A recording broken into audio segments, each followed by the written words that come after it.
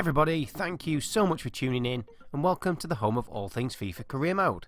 In this video I will share some training tips which will help optimise player growth in FIFA 22. So tip number 1 is try to keep a small squad. You really don't want any more than 30 players. By keeping a smaller squad, it's a lot easier to keep everyone happy by rotating the squad to give everyone game time. It's also easier to keep a closer eye on development plan management for each individual player, which hopefully will have a positive impact on dynamic potential. So the next thing we'll look at is the group training sessions, which main objective is to help improve players' sharpness. So the first thing you should do is to set up 2 team sheets, the starting 11 and then subs and reserves. So just to reiterate, group training sessions are mainly for improving players' sharpness. However, player sharpness improves far faster and more consistently by playing several consecutive matches.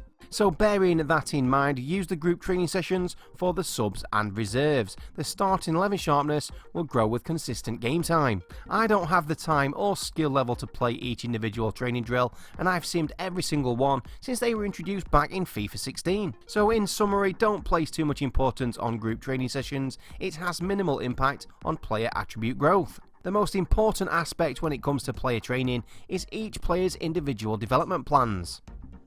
Development plans are position specific, so make sure your players are playing in their best position. Using this youth academy player as an example, he was a striker and centre forward who got a +8 overall upgrade by changing him to right winger. And the easy way to check if any of your players will get an overall upgrade by changing their position is by using the team management screen. And I'll put a link to the full video for that tip in the top right hand corner now and again at the end of this video. So by selecting a player in the team management screen and then moving him around the positions in the starting 11, if he gets a positive number above his overall rating, there's a strong chance he will get an overall upgrade when moved to that position. So once you're happy you have the best positions for each individual player, it's then time to use development plans to increase weak foot, skill moves and work rates.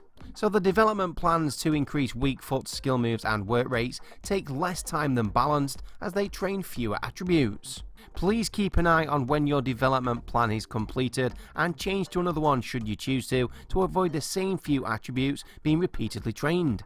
So once you have spent the time getting your players' weak foot, skill moves and work rates up to the desired level, which could take up to 3 seasons, it's then time to switch your development plan to balanced. A balanced development plan will take longer to complete than the other 4 options, and that is because it trains every single attribute, which by the law of averages is needed to attain a mid-90s overall.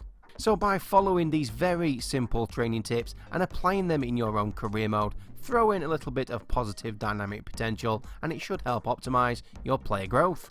Now I've tried to keep this as simple as possible, but any other questions please add them to the comment section and I'll try to answer them as soon as possible. Thank you so much for watching this video. Please remember to tune in next time. Well, until then, it's FCG out.